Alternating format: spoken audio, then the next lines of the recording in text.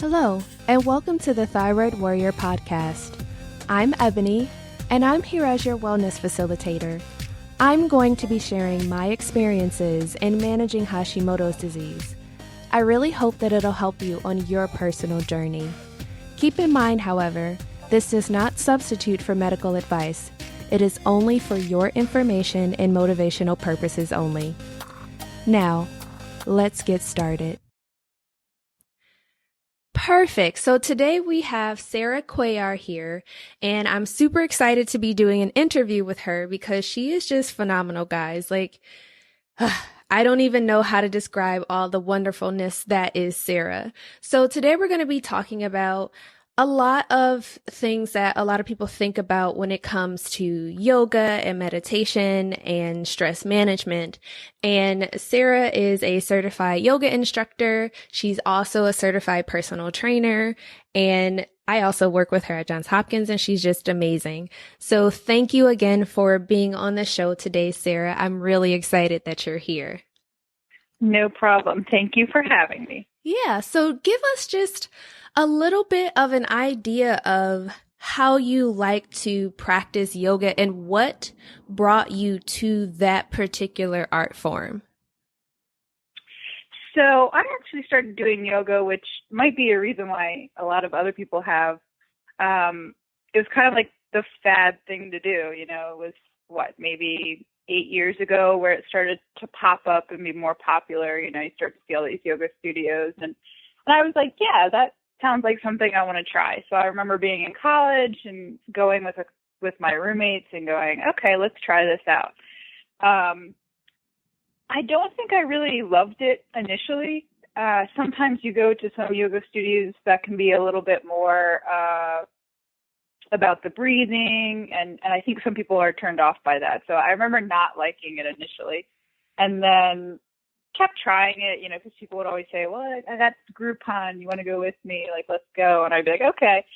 So eventually finding out my own sort of rhythm, my own way that I like to practice, you know. So some people, you know, everyone teaches differently and everyone practices differently. So I think once you found what you liked, what I really enjoyed, and what I like to focus on, I went, you know what, this could be something really cool to incorporate in everyday life. And then also as far as clients, you know, something that they might also enjoy initially. So I think that's kind of why I jumped in, but I think it's funny that I didn't actually like it when I first started. That's awesome. And that's really interesting that you say that because, you know, personally, when I first started doing yoga, my brain was going a mile a minute and I was exhausted the first time I did it. I'm like, oh my gosh, how do people do this all day? I could not. So it's really comforting to hear that. Well, and I remember going to this one place and they did a lot of that, you know, in the beginning where you would be really noisy with your breathing. And I'd be like looking around like, what is this thing? Like, why do I want to do this? I don't understand. And I think it was just like embarrassment of what is going on. I thought yoga was just like doing these poses and stretching out. And so, you know, the more I got used to it, the more I kind of understood why they did that and kind of gave it a try, you know, try to be like, okay, they probably have a reason, just do it. And then you kind of figure it out and you go, oh, okay. So, but yeah, I'll never forget that, being like looking around the room going, what is happening? That's awesome. And what do you think are some of the typical challenges that a new person that wants to go into yoga would kind of run into? Well, I think one of the main things is people, you know, you don't know the terminology. You don't know, I mean, you might know a couple of things. So I think some of the fear is going in, am I going to be behind? You know, I'm sure I'm going to be going with all these people who know what they're doing. And then there's me. Yeah, definitely. And I can understand that with any new sort of fitness program or, you know, fitness class. It's kind of that same fear of, what if I do it wrong?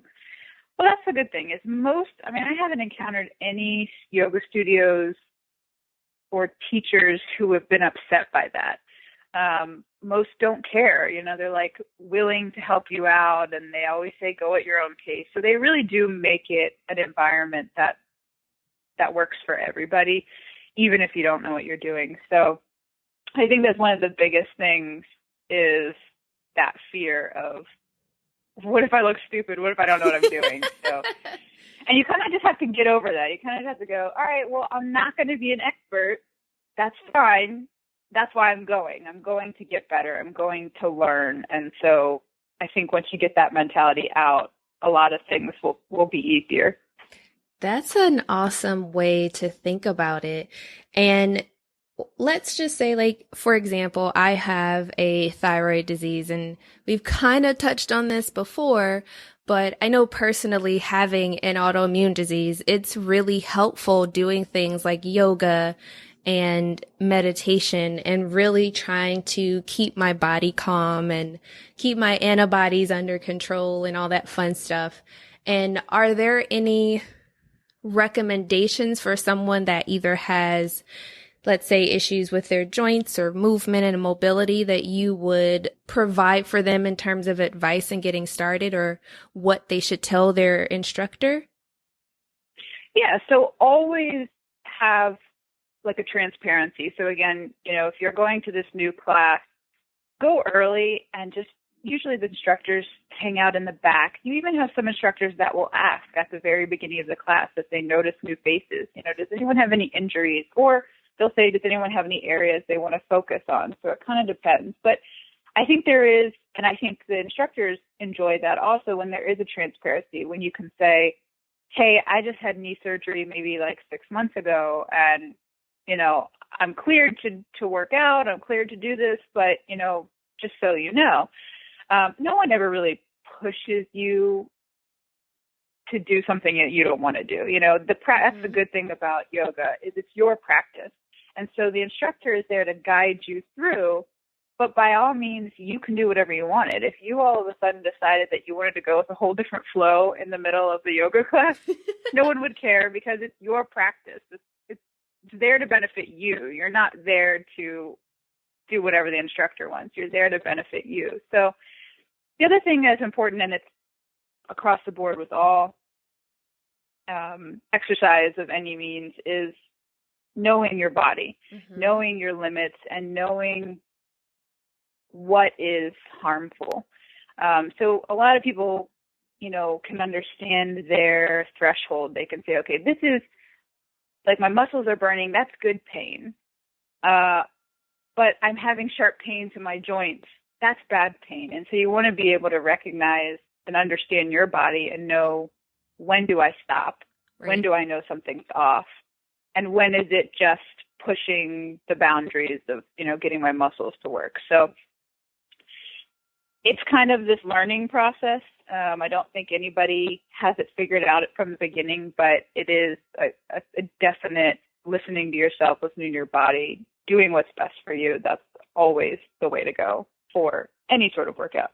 Mm-hmm. And the first thing that popped into my mind was, a newbie saying, okay, well, I've never worked out before, or I've never practiced yoga. How do I know what's too far or what that threshold is?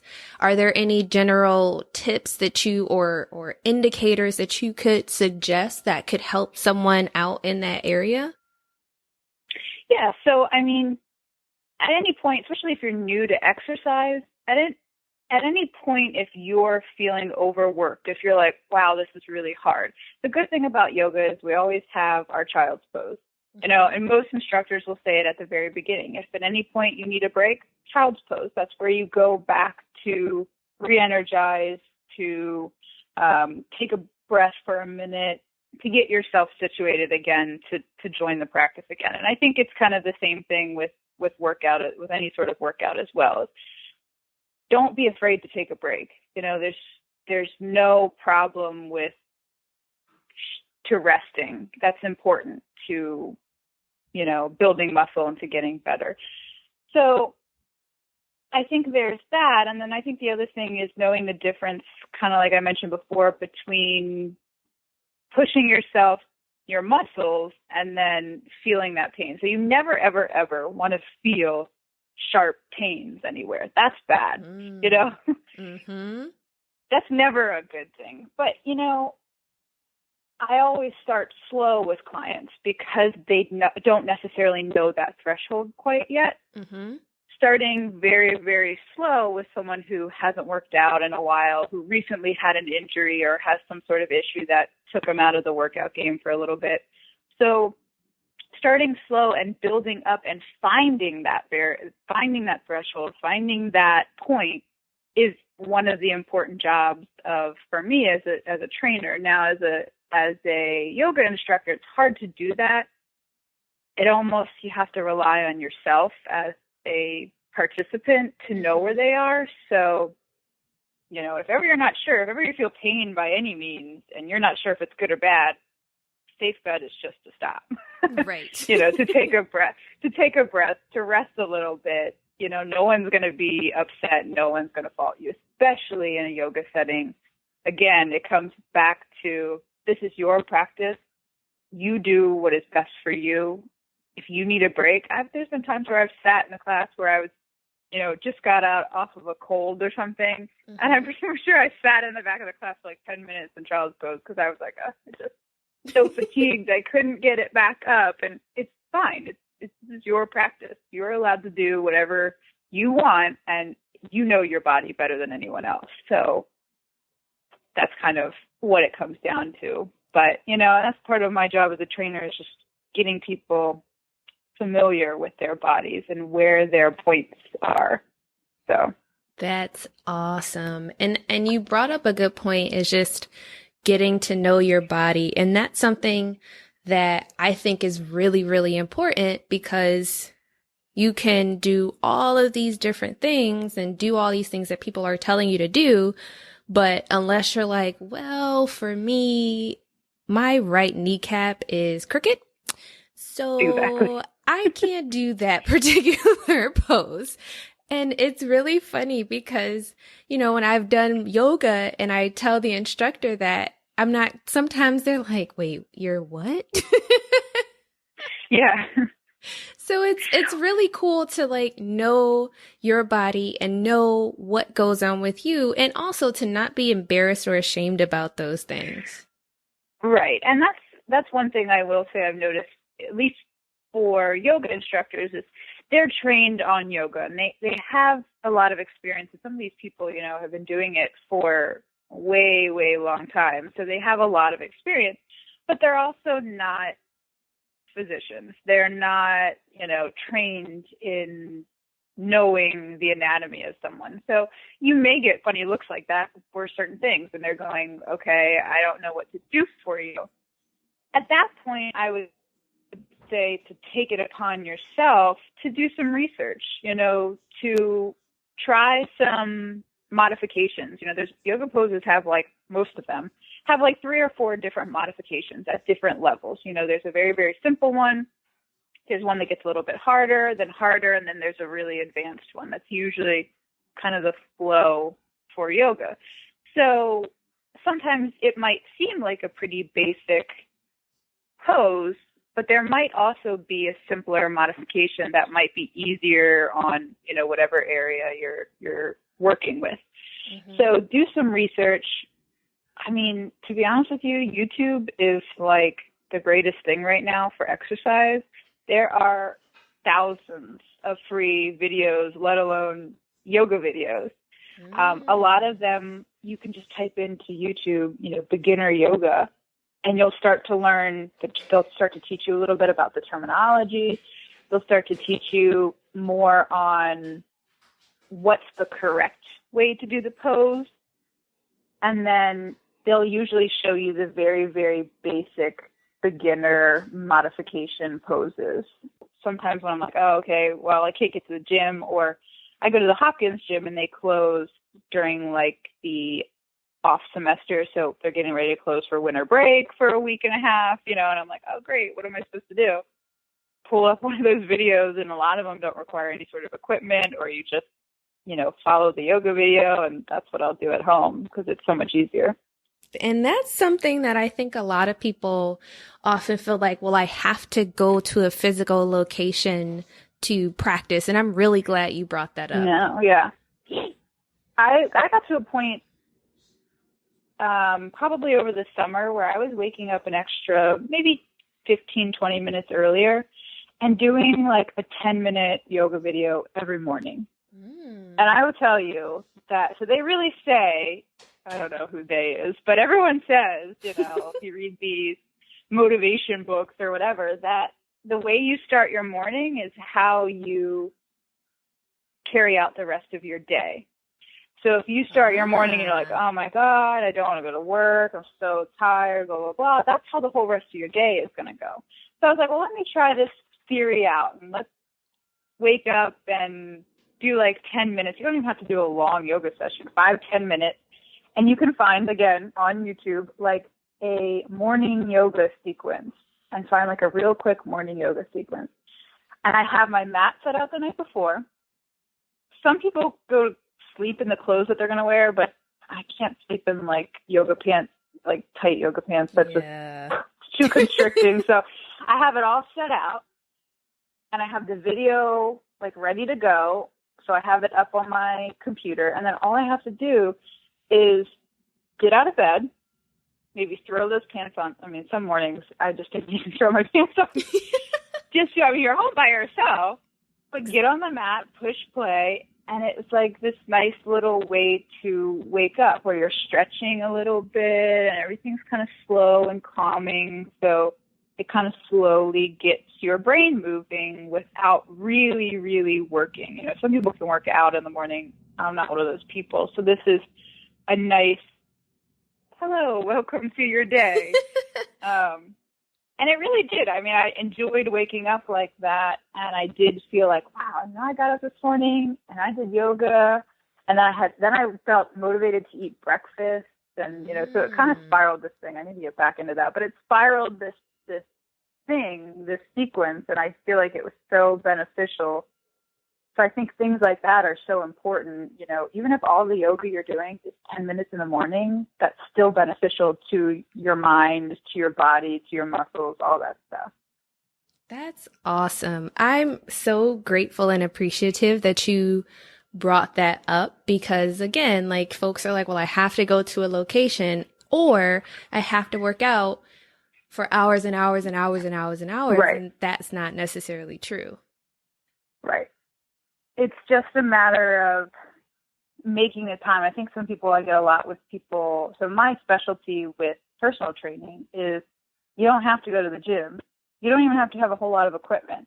You know, so my workout that I do, I physically go to the gym because I'm the first one to understand that if I decide, okay, I'm going to do it in home, I don't have a designated gym in my home. Mm-hmm. So a lot of times it just never happens because I just go, okay, well, after this episode of whatever, after this show, or, you know, let my food digest for another hour, and then I'll never do it. So I need the gym personally just to physically walk somewhere and say, okay, this is my space where I go and I work out. I don't actually use any of the equipment. I use a couple dumbbells and like a kettlebell and stuff like that. All stuff that can be done in your home, I just physically have to go to the gym. Otherwise, it won't happen. That makes so much sense. So that's why it's important. I mean, I wanted to, when I bought my new place, to have like a second bedroom where I could have a designated area to feel more like that gym setting of I have to go somewhere. Or the second I step into this space, this is the workout space. So, but truly, no one has to go to the gym to get a good workout in. No one has to go to a studio to get a good yoga session in. Like, it's all, the internet has made things so possible for us. Yes. For exercise at home. So tell me, why do you think, from your years of practice, why it's important for people to practice yoga or other meditative forms? Yeah, so I think when we think of exercise and we think of working out, we a lot of times, which makes sense, you think of your body. Mm-hmm. You know, I need to go run, or I need to go get on the bike or something like that. But we sort of neglect your mind. And the one thing I like about yoga is it incorporates your mind into things. You know, the meditation calms your mind, it calms your body. It gets you in a more calming state. Now, it won't come right away because, again, like I said, when I first started practicing yoga, I was like, how is this calming? I feel like I just spent the whole time trying to catch up. You know, you have to get there. You have to work towards it. You know, it's not something that's going to happen overnight. But it truly is. You know, they always say, all these studies about how meditation, even just a couple minutes a day, is extremely beneficial to your health, to your mental health, to your stress levels, to all those things. And it really is. I mean, I haven't quite mastered meditation. It's one of the hardest things to try and master. You know, they always say when you do yoga, the hardest pose is at the end, you know, the corpse pose where you're trying to not think. And it is, because I sit there and I go, all right, I have to go to the grocery store after this. What do I have to get? And I start making my grocery list. Or I start to go, okay, well, when I get home, I got to do. And it's so hard to silence your brain.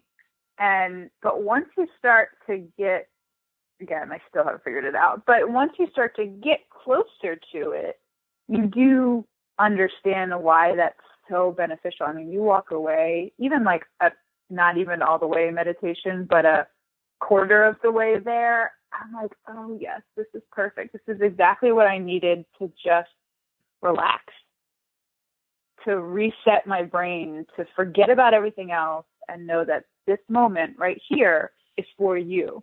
To stop thinking about your list, stop thinking about what you need to do when you leave here, your homework, your work schedule. You know, this moment is for you. And so take the time to focus, to re-energize, to center yourself. And so I just think once you can figure it out, it's so beneficial, but I know it's really hard. It definitely is. Like I literally had to start at 2 minutes when I first started meditation. And it's just, I mean, when you first start, the trick they tell you is to just count breathing. So, you know, 2 breaths, you know, when you take a breath in, you count to 2, take a breath out, count to 2 or 4, you know, whatever time frame you want, to give your mind a simple distraction, something that's not, you know, making a to-do list, something it's focusing your brain on something, but more beneficial to count your breaths than to, you know, think of what you have to do later when you get out. So I'm still at that point, to be honest with you. I'm still counting my breath. I can't. It's just so hard. It is incredibly hard. I think my neighbor across the hall has like a book on meditation. I was like, oh my God, can I borrow it? Supposed to like guide you through. I don't know. Yes, totally agree. I always feel like a 2-year-old. I'm like, oh my gosh, I can't sit still. Right. What's that noise? Like, Well, and I prefer when I go to a studio or when I meditate, I prefer to have the guided meditation where somebody's just like calmly talking you through what to think about. Yes. Because, and it's so funny because that's just how my brain works, because it's the same thing. Like when I try to fall asleep at night, I can't sit there with like nothing on, because I will stay up for another hour thinking about, okay, what do I have to do tomorrow? This is what I need to do. Or what am I going to wear tomorrow? And I'll sit there for another hour just not going to sleep. And so it's the same thing when I fall asleep. I have to have something on, like a TV show or something. I'll put like the sleep mode on the TV, but some sort of background noise that distracts me. So it's the same thing for meditation. So I don't know if I'll ever get to a point where I can do it on my own, but I definitely have to have that guided voice telling me what to do. That's definitely amazing. So tell me about what you think your biggest lesson learned has been throughout just practicing yourself and teaching yoga. So, I mean, the biggest thing I've learned that it is not a simple fix. So people just go, oh, okay, well, I'll try yoga, and that they do yoga. And it's fine. If you're one of those people who does yoga strictly for the, stretching and muscle building benefits, there's nothing wrong with that. But I think what I learned the most was that there's more. Once you get past a certain point, that yoga is more beneficial, kind of like we were just talking about, for your mind and for your just overall peace, and getting to that point is so incredible. And I don't know, I've worked with a couple of people who are like, well, I just like it because I get my workout. I like to do the power yoga because I get my workout, which is fine. But I'm just like, God, you're missing out on so many awesome things, so many things for the other parts, your mental health and just your, sanity, how incredible it can be, which I did not expect when first trying yoga. Like, I was like, no way. This is just really great because it stretches and works out at the same time. Like, I didn't understand how beneficial and how great it can be for other aspects of your life. Kind of like you were mentioning before about, people who have some sort of diseases or illnesses and how it can be beneficial, such a positive thing. I mean, yoga is one of these things that's been around forever. It's not something new, even though it's a new trend, it's a new fad. It's been around forever. So, the fact that it can stand that test of time and continue to work wonders for people is, it kind of proves that there's something to it. So that's awesome. I like how you put that into context. And I think one of the things that people often forget is now we have all of this technology and, we're programmed to just go, go, go, go, go. And being able to just take a deep breath and just slow down is so incredibly important. And I'm really glad you brought up the fact that it's been around and it's not just a fad, it's a practice and it's something that can really help you mentally. And I often harp on mental health is important. And people are like, okay. But I mean, when I do yoga, like I might be super just irritated and frustrated and like, screw everything. But once I'm done, I'm a completely different person. And my husband's like, can you do that all the time? Can you I know. Well, and the funny thing is I used to drive. So I went to this place in Towson to practice yoga for a while. Great place. It's Sid Yoga in Towson. And I remember going one time and being so relaxed. I was like, okay, Sarah, you're going to go and you're going to like this hour for you is going to, because I was like having a bad day or something. And I was like, this hour is going to be for you and you're going to relax and you're going to put everything to the side and it doesn't matter. I came away so relaxed. And then you know what? Driving in Baltimore City, it all came back and I went, darn it. And I was almost like, drive back to the studio and take another class. So I was so relaxed. And then, like one thing happened, someone cut me off or something. And I was like, no. I remember trying to bring it back. It was like this perfect picture of relaxation was like floating away from me. And it was like me trying to grab it, like, come back. And then it was gone. And I was like, yep, I totally understand.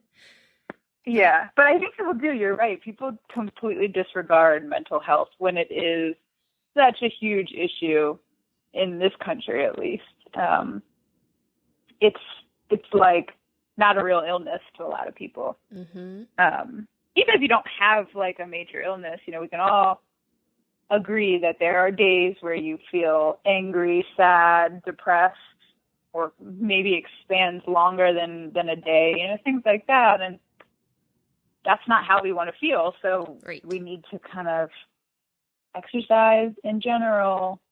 Great for that. I think when people start to move away from the idea that exercise is something they have to do and it's something that you get to do and it's something that is your time and that you're bettering yourself, I think like we'll have this world of fit people, but for some reason we just have to get to that point. And I don't know how we're going to get there.